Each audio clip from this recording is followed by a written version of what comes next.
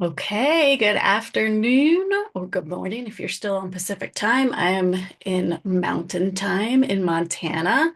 My name's Michele Aymold. I lead the marketing effort at Parker Dewey. I've probably chatted with some of you before, and I really wanted to start today with just level setting the playing field. I feel like we all wear many different hats, and I know especially on higher ed side, you are wearing a million different hats and have lots of different processes, red tape, all kinds of stuff, always trying to get in your way from getting the most done. And so, yeah, I wanted to just take some time and share some marketing knowledge. um, Today, I'm going to be talking about three specific strategies. I'll give you the preview right now, and then we'll really talk about what all of this means. But I'm going to be sharing examples for both student engagement and employer engagement. If you are more focused on employer engagement, I'd love if you could put that in the chat. Let me know. If you're more focused on student engagement, I'd love to know that. And if you're a lean team engagement machine, I would love to know that as well. So um, I'm just going to jump right in. The chat is available. Ask me questions. I've got it up on the screen. I'll try and check in between what I want to teach you today and what's going on in the chat. So without further ado, today we're going to talk about three different strategies that I think are, yeah, just really important when you're getting started with thinking about how do I take my communication plan to the next level? How do I get more engagement, more buy-in, whatever that is? And here we are going to start with the foundation of marketing. What is marketing? Marketing is influencing decisions. And, while all of us humans are a little bit different, a little bit unique, there are some sort of general processes that we all go through, whether you're deciding where to go for dinner next weekend, or buying a new car, or deciding whether or not you're going to show up for the career fair next week. We all go through sort of this fairly similar, predictable decision-making process. And that's what this funnel is showing us. Awareness. We have to be aware that something is even an option or even a problem that we're trying to solve. Interest in taking that from, yeah, I might have a problem or something I'm trying to solve, to I care about solving it. Consideration, to consider our different options that are available to us. Oftentimes the option is do this or do nothing, to taking action and ultimately making the decision. And we want all of our audiences, whether that's students, employers, or even colleagues, we want them to take the action that we're promoting in all of our communication. So um, when you're telling an engaged employer, someone who's already been there to past events, that it's time to sign up for the spring career fair, they're already aware. They already have interest. We are helping them with our communications to consider taking the action and taking that action. On the same side, or the same example, when a student says, well, I didn't even know there was a career fair, and you have sent 3 emails in the last month, they're still stuck at that awareness level. So even though you've set that up, they're still hanging out here at the top of our funnel. So when I really think about marketing, and I've been doing this for a long time, and I've also taught some intro classes as well, but I really think that marketing should be seen as more than just sort of sending out announcements. That's part of it for sure. But really thinking about how can I influence that decision making and help someone through this process. I'm going to come back to the funnel and I'm going to keep pressing forward. So, talking about awareness first, I have up on the screen, this is just a page I pulled from FAMU. Not sure if anyone from FAMU is on the call. This happens to be their employer-focused web page. And I think it's neat that they've designed it almost like a menu with the different ways they work with employers to support their students building connections. You might not have access to redesign your website. So anything that we're talking about today is not, it might be a lengthy process with IT, but you can still build awareness using channels like social media, print flyers, newspaper announcements, email, good old fashioned word of mouth. I think what I want you to take away, most importantly, as you start to think more about, again, how can I take my communications to this next level and being more influential? Don't assume your audience knows, even if you've told them a million times, even if you have a really cool web page that's shaped like a menu. How often do you forget about something? So this is just some ideas to get you thinking about how can I spread some more awareness. I will share my slides after the fact. I hope they're helpful. Like I said, feel free to ask me questions. But, you know, students hopefully know that your office exists, but do they always know when? When's the right time to reach out to career services? Or do they always know what's the best way to find you? Or what are my options to find you? In the same way that a local or regional employer, I'm sure they're aware your school exists. That's a good first start, but do they know what your office has to offer specifically to them? Do they know who some of your most successful alumni are? Do they know about how you're supporting students that ultimately they're going to want to hire? So, really just taking that step back and, like I said, never making assumptions. So, first strategy I want to share today out of those three, it's all about consistency. And the partnerships team, I'm going to use this live webinar as our example today. The partnerships team, Kristen and Danielle, sent out this wonderful first announcement on January 21st. Ooh, I know you don't all have access to data like this. So again, this is really to talk through general best practices in marketing, even if you don't have the insights that I have as a digital marketer who's involved with the website. This is something that I've seen year over year with all different types of events, and you've probably seen it as well yourself, but maybe don't have this data display. So we sent out our first announcement about this event that you are here today for. Thank you for being here. In our January 21st newsletter, it featured several other pieces of content. Two of you signed up. Thanks. I'm glad you're here. On January 28th, one more person signed up. I didn't even send an email. So one of you probably had time off, but you still managed to find the email in your inbox. Fabulous. On the 4th, we sent our event specific email. Um, this was one session of many featured in that email. 16 sign-ins came in from that. We got another additional registration on the 5th and one on the 6th. Again, maybe you were out on the 4th or just not caught up with your inbox, but we're glad that you saw the invite and you found us. It wasn't until February 11th, just last week, I asked Kristen, hey, can we send a dedicated email about the event? Now, everyone who received my email, well, Kristen's email that we sent on the 11th, everyone that received that had received the previous two emails. But it wasn't until this email 3 when the bulk of registrations came in. Maybe you got the message here and you read it and you weren't sure of your calendar availability back in January. Maybe you were responding to a million other things. Had I sent, this is the point I want to drive home about consistency. Had I sent one announcement, one and done, we'd be having a very different session today. We'd be having some private marketing tutoring, which I'm also happy to chat all the time. I geek out on this stuff. So thinking about again how fast the world moves, our inboxes are overflowing. We'll talk more about feeds and things in a minute. I just wanted to put this real example here that for an event as simple as inviting you all to come together, learn some new ideas, it took 3 just to get you here. So, next slide, I have even more data. Again, you might not have this data, but thinking about the funnel and thinking about awareness. So, we had over 80 folks sign up for the webinar today, but I notified over 5,000 of you. There's, 5,000 plus subscribers on our higher ed list.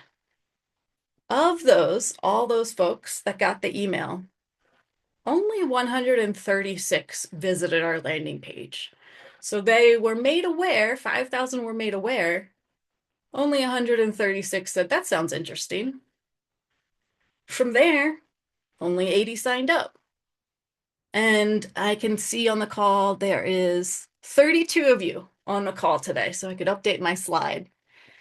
So even though I had 80 folks sign up, I really only got 30 of you to take action.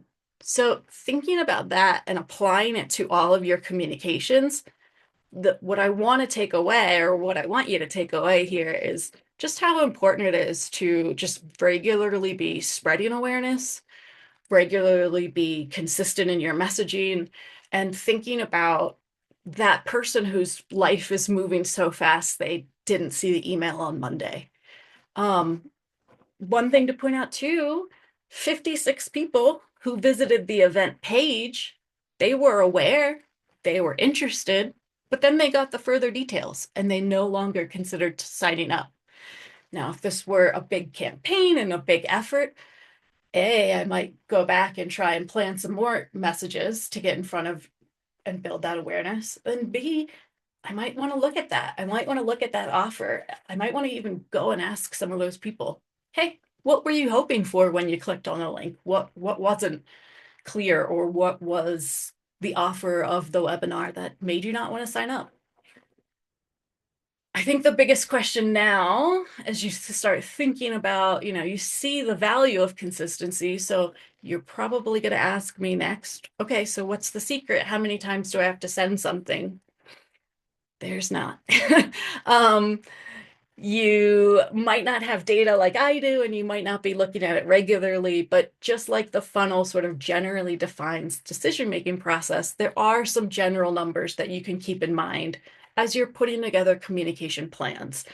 Unfortunately, there's no magic number, and there's no if you do XYZ, you'll get ABC. If there was, I would be out of a job.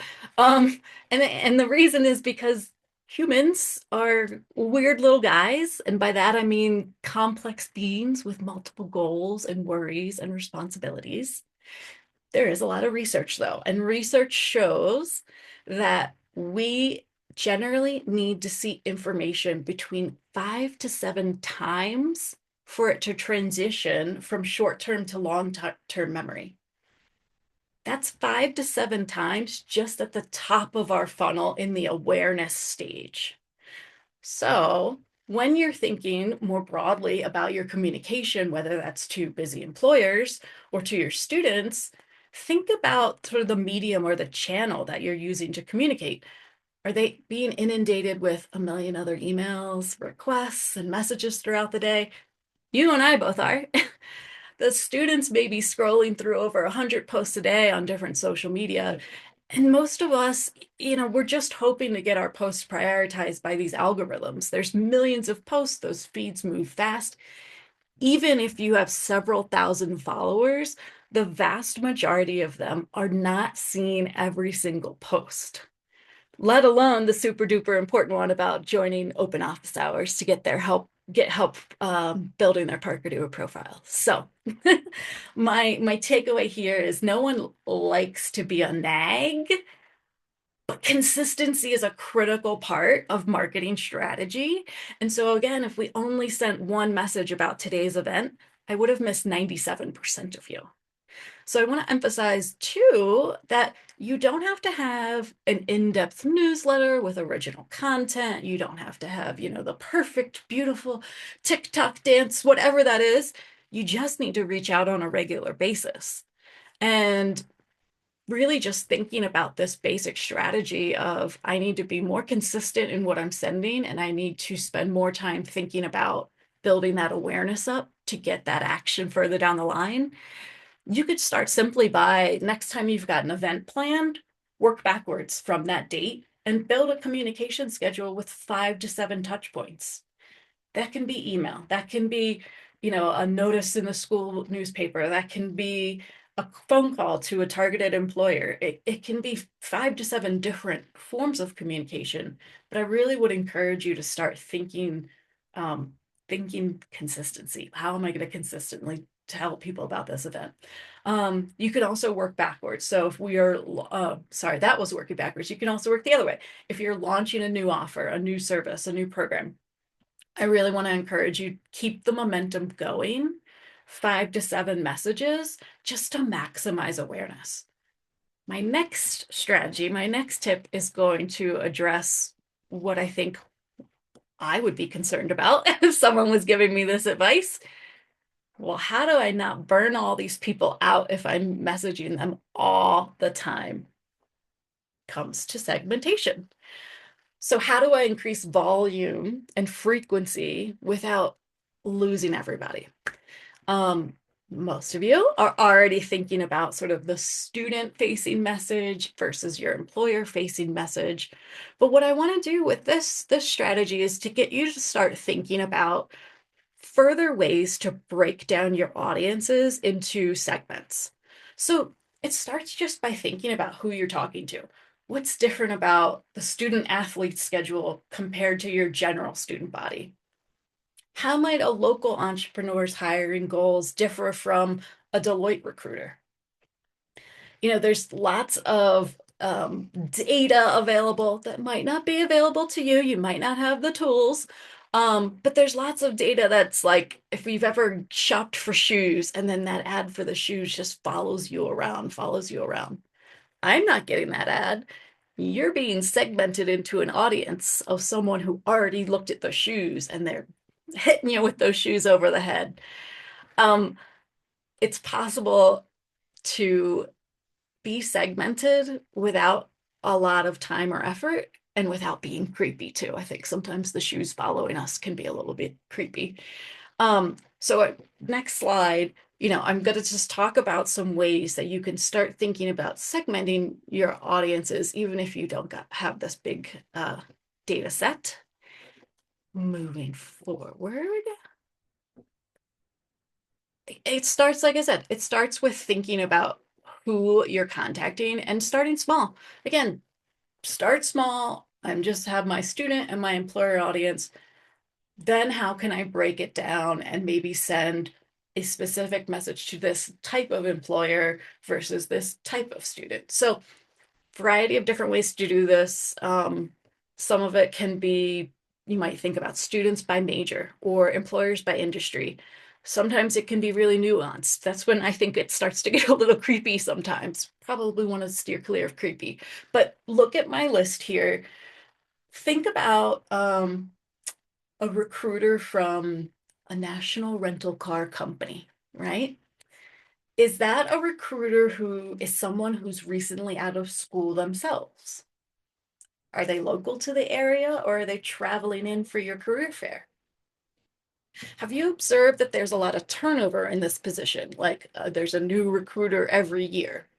And if so, could you use LinkedIn to find out a little bit more? Has that person from last year moved on to a different role within the organization? Did they start in a new industry? Does this person coming in career fair, do they have the autonomy to determine which of your programs they participate in? Or is there someone above them that's setting the strategy? Asking all of those questions can help you figure out how you want to frame your messages, how you want to segment your list.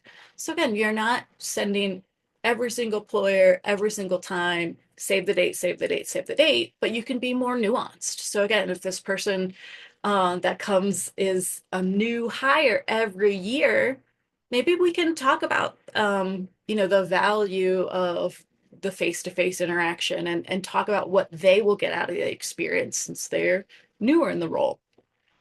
I think another example to think about could be like a recruiter from a local medical center. Um, that person might not be just focused on early career. It could be more likely to be someone who has a career in HR, not just responsible for talent, but they also might have insights into hiring trends across departments. They could be a long-standing member of professional organizations like NACE or like local chambers.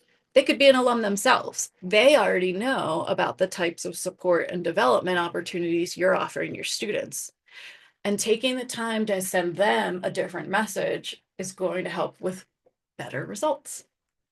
So we go back to the funnel. You're going to notice we go back to the funnel all the time.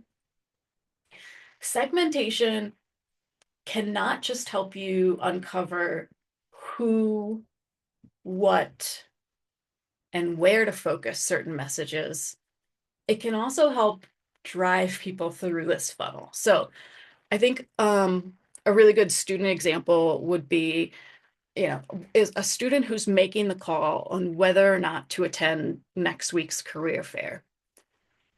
For a senior, it could just be as simple as the reminder. They know they need to be there. They know that it's important. They just need to be reminded of that date and time. But let's think about then for a minute the underclassmen. They need to know the date and time, yes, but need to know what they should wear, how many copies of their resume to bring, what to expect, why they should go as an underclassman who maybe is not quite yet ready to start applying. They're going to need a lot more information to even consider whether or not they're going to go. And so thinking about, again, segmenting our audience just in where they're at and what information they need to make the decision is going to help you drive more engagement from any and all of your communications. Some things to think about too is, where is the student not just in their own personal process, but where are they when they're thinking about you? Are they chatting with peers in the cafeteria, or are they talking with a faculty advisor who's telling them you need to start thinking about internships? You can use those other relationships to help sort of build that awareness too. I have another real Parker Dewey example that I want to share with you. So, we have a very clear get things done value message that we assume appeals to smaller businesses, not necessarily concerned with hiring, entrepreneurs that are just looking to get some help on demand. That's an assumption, and it's true. We've proven it true for many. But by using segmentation, we've also found that there's an interest from these small and medium-sized organizations that don't have a dedicated campus recruiting team. So their primary goal, in fact, isn't get stuff done. It's actually a lot more similar to an emerging campus recruiting professional, someone new in the role. Both of those audiences have similarities. They want to know more about what are companies similar to mine doing. They want to understand how's Parker Dewey going to support them in the areas that maybe they're not so confident in, like managing interns. And while budget's definitely a concern, what we've seen from doing our messaging and segmentation testing is that they're actually a little bit more concerned about the time needed to be successful using micro interns. So we still have content on our website about how Parker Dewey and micro internships, they're a great way to get on-demand help, but we've evolved. It's no longer our intro message when we're introducing ourselves to a smaller organization. And some of you that have been partners with us for a while have seen we've been kind of slowly making these changes to our messages, rolling out new templates. As we learn things, we want to provide you with the right best practice. So another similar example, we had an assumption that folks with the campus recruiting titles, they must be well-versed in intern management. And that is true for more kind of senior HR leaders. But what we found was, take a sip of water. What we found that because campus recruiting can be an entryway into a career in HR, we actually see just as much engagement from sort of the big, well-known, established organizations with our educational content, like this screen grab from Internships 101. We see just as much engagement with those big brands as we do with the smaller businesses. Again, it's a different job title, but it's information that's applicable to both of those segments. I segmented you guys today, and I'm going to segment you further after this. So, I mentioned earlier on, we sent the email, we sent emails in total to over 5,000 people. That included our entire, subscribers that are from higher ed. Many of you are just listed as our partner, our partner contact. Some are just listed as the employer engagement. Some are just listed as student engagement. We sent out those folks, you got all three of those messages. Um, After this call today, some of you may or may not know that my team has been doing some website testing over the past several months, coming out with a new partner page template. I know today, because you're here, hi, thanks again for joining, that you're interested in improving your engagement. And so I'm probably going to follow up with you or ask Kirsten or Danielle to reach out in the next coming weeks as we're rolling out that new template and get your help with testing some additional, layouts and messages and features. I'm not going to send that to my list of 5,000 because I know that not all those 5,000 are aware, interested, and considering. I know you guys are much further along. And so that's how I'm going to continue to use this idea of segmentation to keep in touch and drive, ultimately the goals, which is helping, like I said, helping with those testing. I'll pause for a second, check the chat. Looks like we're doing well so far. Hopefully nothing I've said is crazy or jarring. Next thing I want to talk about is cross-selling. And so cross-selling, I feel like is one of those words um, from the marketing vocab that you're probably like, we don't sell anything. It's a free service for our students. Um, the term, we're going to talk more about it, but we talked about how consistent messaging communication helps support your audiences regardless of where they are in the decision-making process. And then I talked about how breaking it down a step further around segmentation that can help you target your messages, even if at that high level, just to avoid burning out your audience. Concept of cross-selling, it applies to the employer and student audiences, even if there's no cost for your offers. What do I mean by that? Okay. This is my very targeted example that I came up with while I was thinking through this presentation. So we're hungry for lunch and we're thinking about a cheeseburger. And by we, I mean me. When you're thinking about cheeseburger for lunch, it's easy to say yes to the combo meal and get the fries and the drink. Why? The first thing that makes it easy is because it's relevant. It's lunchtime. We already know you're hungry, but maybe you're not thinking about appetizers or desserts or wine pairings. The combo meal with the fries and the drink is much more relevant, highly relevant to your needs right now as you're at the burger joint. So, bringing it to a career services example, you might be driving interest to a resume review workshop for students who they're already aware that this document's very necessary and they're probably gearing up to apply. That's why they're very curious about your resume review workshop. What else could help them and support them where they are right now? Now you can tag on and say, after the resume review workshop in a week, we're going to have mock interview sessions. That would be highly relevant to where they are in the process right now. Back to food, because I'm definitely hungry. Thinking about value. With the combo meal, you might think value, oh, it's equal to a discount. And that is one way to think about this bigger concept of cross-selling. But value could actually first focus on your audience's priorities. So I'm heading to the burger joint for lunch because I know it's fast. I know it's filling. I know I'm going to be able to get a quick meal.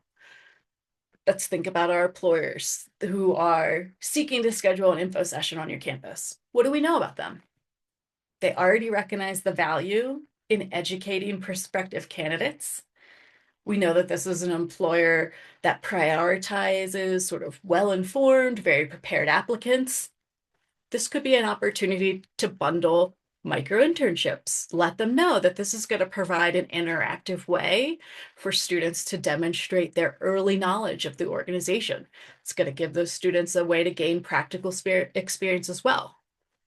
On their own, both opportunities, the info session, the micro internships, they're going to result in a better prepared applicant that we know your employer partner inquiring about info sessions is already seeking. Combine, you can help them show them how that's going to help them reach a wider pool of candidates, including that student athlete whose schedule's too busy to show up for the info session. Now thinking about benefits, okay, more combo meal analogies. So it might seem obvious you're getting more food, but there's also convenience, efficiency, and also satisfaction that comes from the combo meal versus the standalone single item. So convenience, comes from the ability to purchase a complete meal. Efficiency, we've taken decision making. We're making it easier to make a faster decision, check out faster, get that meal in my hands. I'm hungry and ready to go. Satisfaction, I think, is something that gets overlooked, and it comes in two different ways.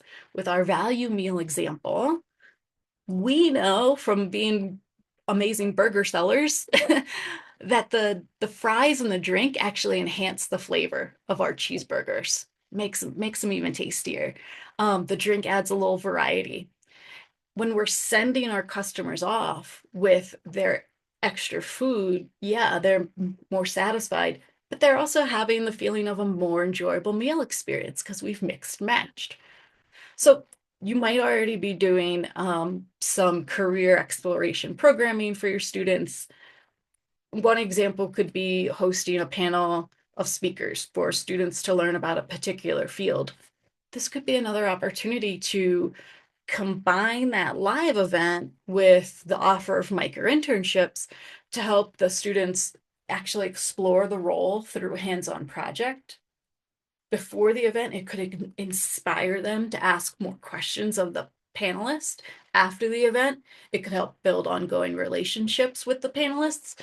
Basically, I want you to think about how a micro internship offered to the event attendees, it can be an efficient way for those employer sponsors to drive more early identification efforts.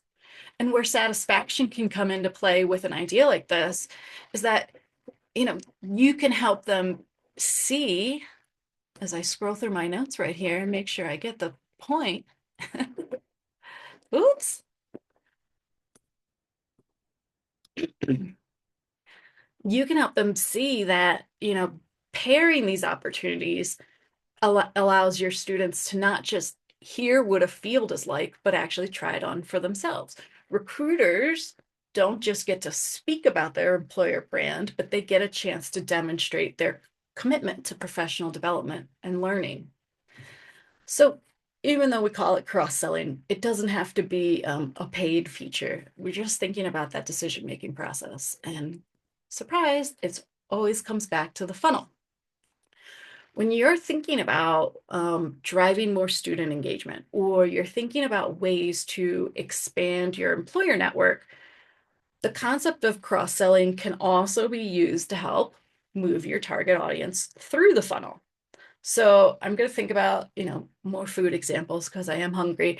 And consumer marketing can really translate to career services. So your favorite burger spot just announced they're now serving breakfast. Well, they've got to make you aware of this. So to make you aware of their new offer and hours, they might include a flyer with a coupon next time you stop by for lunch. You can apply this to your efforts. So your career center probably has maybe some career assessments that help students narrow down their job search. I see those primarily being marketed to the undeclared students. What if you partnered with the academic departments and suggested that all newly admitted students, even when they've declared that major, take the assessment? A computer science major who feels really confident on their path now has an opportunity to understand how you might support them with that professional skill building that they need beyond their academic program. Another consumer idea, right? There's a new tire center that opens up in town, and they're trying to drive more interest by asking their new customers to leave a Google review for others to consider. Supply it to career services. A regional employer that might have been hit or miss on career fair attendance. What if we offered them a micro internship where we have the goal of reminding them that there's robust, high potential talent found within your school's network? You might have small businesses who have inquired in the past about finding an intern, but have not yet taken the action. What if you shared resources on identifying or managing an intern? Something that just helps push them further along. You could even offer to connect them with Parker Dewey and they could talk about discussing a managed engagement. The key, strategy from this thought, right? This idea of combo, cross-selling, I would always encourage you to be thinking about what is that next ideal step and tying it back to wherever the student or the employer has already bought in. So make it really easy for your audience to understand how all of your programming fits together. Even if right now they're only considering that one pain point right now, you still have that opportunity to build the awareness of future opportunities.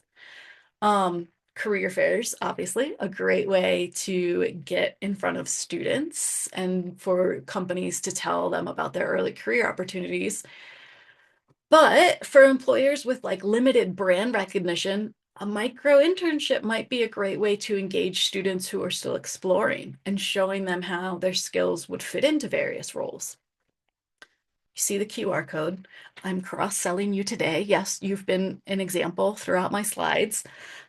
I'm so glad you're here because I do enjoy talking through all this stuff. But I've also got a registration link for next week's session. Kristen and Danielle are going to lead this session for the partnerships team. And while I'm talking more about these high-level strategies, next week they're going to be talking more tactical. They're going to walk you through the toolkit of marketing templates and resources so you don't have to start from scratch when you're putting out these promotional efforts. Whew, 3 quick strategies. You don't need a lot of access to data or access to your website to really make small tweaks to your current communication plans. So even if you don't have the level of data I shared on the website, you can still apply the concept of consistency. Start small. Start with your events calendar, work backwards, plan out those 7 touch points to make sure that you are maximizing awareness about your next event. Because if they're not aware, they're not going to be able to take the action through the rest of the funnel. For segmentation, I would start small. Consider who your top employers are and start asking questions about what attributes make them so great to work with. That'll help you find more employers or more, top recruiters that are very similar and refine your messaging. And cross-selling. We all know attention is very limited. So how do you make every message count? Always think about that sort of next step and put that seed in someone's mind. So 3 easy tips, I think, to get started, low lift. What is one action you might take for today? What questions might you have about thinking more about marketing strategy applied to your communications? And I'm going to flip one more slide forward and give you that link again for next week's webinar, as well as contacting the partnerships team. Opening it up.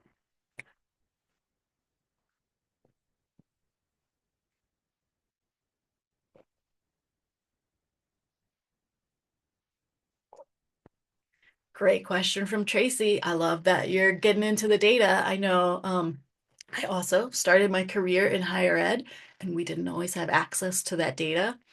I do think that it's appropriate to measure effectiveness of email by looking at open rates. They're not perfect, but they're a really good benchmark. There are things like the spam filters that open. There's blocks on things like Apple Mail. But I think open rate is still a really good thing. Let's think about our funnel. At least we have a baseline idea of between those 5,000 we sent to, we have an estimate. We have a rough estimate of approximately how many folks went on to read beyond that subject line and read the message. You also asked about click-through. I would think about, awareness, think about that number of how many people you sent the email to. Open, we've got some more people now interested. And when you think about click, now you've got people who are actually considering your offer. And think about then my webinar registration. Even though I got a ton of people to click, I didn't get as many people actually to register. And so, yeah, I do think open rate is still a valuable metric. I don't think you should spend all your time there, especially if you've got limited access to data. I think ultimately I would focus less on the open rate of one particular email and more on, am I being consistent in my messaging? Am I targeting the message to the right person? And am I showing them sort of how this is going to help them? Hope that helps, Tracy.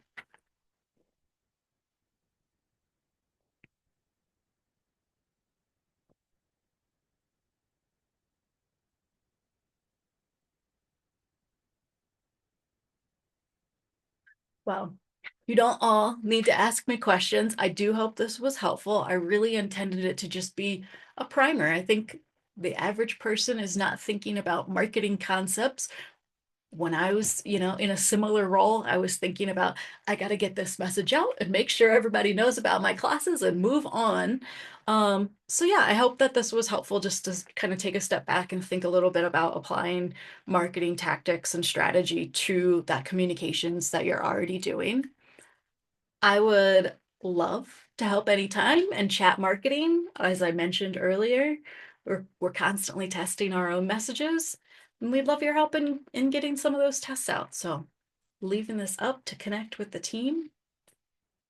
If there's not any other questions, I want to thank you for your time today. I really appreciate everybody that was able to make it out today, and I'm glad that you're interested in this stuff. It's exciting. Like I said, I'm a geek about it, so thank you again.